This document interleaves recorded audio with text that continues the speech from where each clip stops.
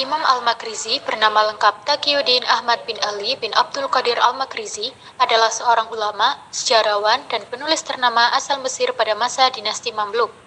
Beliau lahir di Kairo, Mesir pada tahun 764 Hijriah atau 1364 Masehi.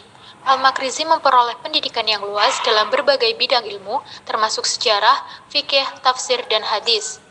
Dalam karirnya, beliau pernah menduduki sejumlah jabatan administratif penting, termasuk sebagai muhtasib atau inspektur pasar di Kairo dan Damaskus.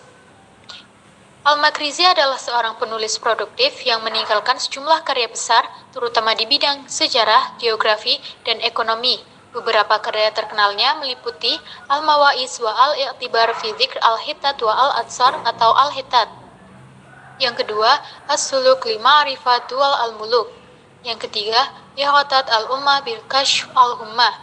Dan yang keempat ada Kitab An-Niza wa At-Tahasum fi ma baina Bani Umayyah wa Bani Hashim.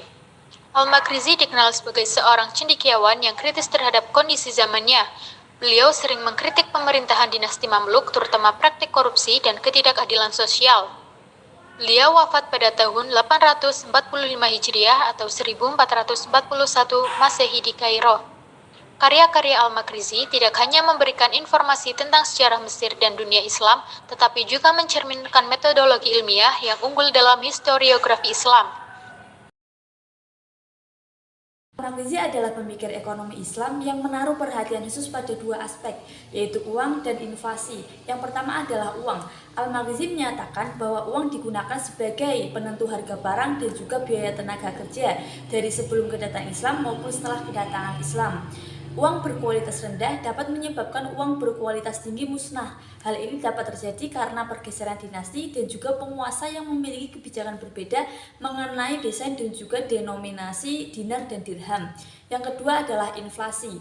Al-Makrizi menyatakan bahwa inflasi ini adalah fenomena alam yang terjadi sejak dahulu hingga sekarang. Inflasi dapat terjadi karena harga-harga secara umum mengalami kenaikan dan berlangsung secara terus-menerus. Al-Makrizi menyatakan bahwa inflasi ini dibagi menjadi dua, yaitu inflasi alamiah dan juga inflasi karena kesalahan manusia. Al-Makrizi juga menyatakan bahwa pemerhatikan percetakan dan juga peredaran mata uang agar tidak terjadi ketidakseimbangan yang mengakibatkan inflasi itu sendiri.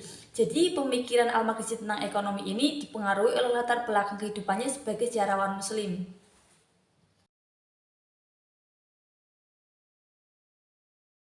Implementasi pemikiran dari Al-Makrizi. Implementasi pemikirannya dapat dijelaskan sebagai berikut. Implementasi yang pertama, meningkatkan pengawasan terhadap sistem moneter untuk menjaga stabilitas nilai mata uang. Yang kedua, membatasi percetakan uang palsu atau yang berbahan logam rendah. Yang ketiga, mencegah monopoli perdagangan yang dapat merugikan masyarakat.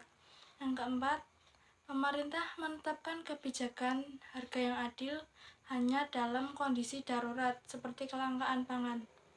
Yang kelima, membentuk regulasi yang melindungi konsumen dan produsen dari praktik tidak adil. Yang ketujuh, melarang praktik riba dalam transaksi keuangan.